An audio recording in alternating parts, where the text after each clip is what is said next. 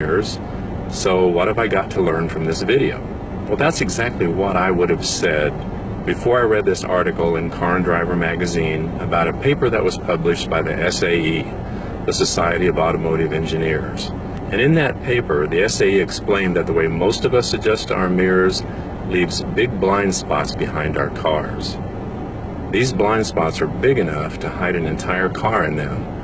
So if your mirrors aren't adjusted correctly, you could make a move into the lane next to you and hit a car that's there that you didn't see, or cause them to run off the road.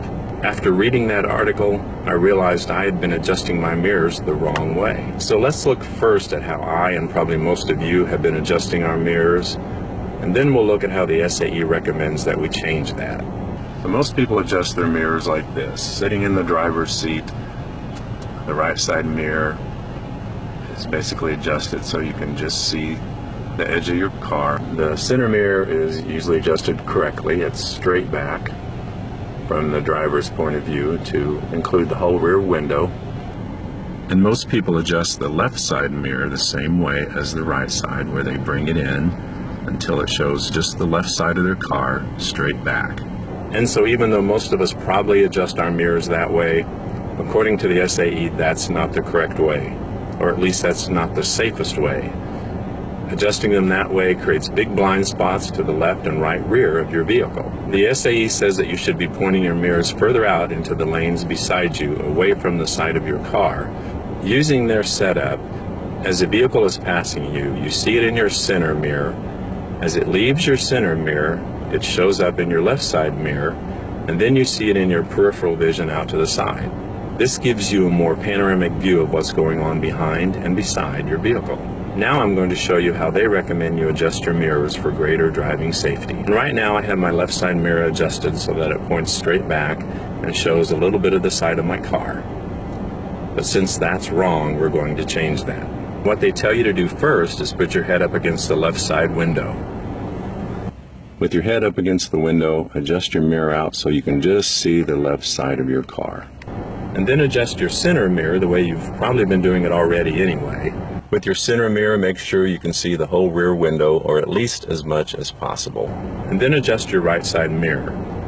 To do that, position yourself so you're basically in the center of your car, over the console if there is one, but more or less straight out from your center mirror as much as possible.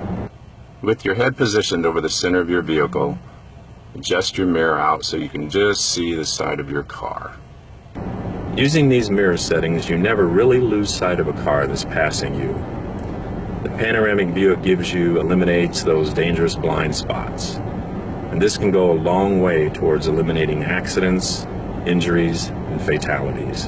When you're going down the road, it can mean the difference between seeing this in the other lane or seeing this. And that's a big difference in safety. So I'm going to take these mirrors out on the road and see how they work in traffic.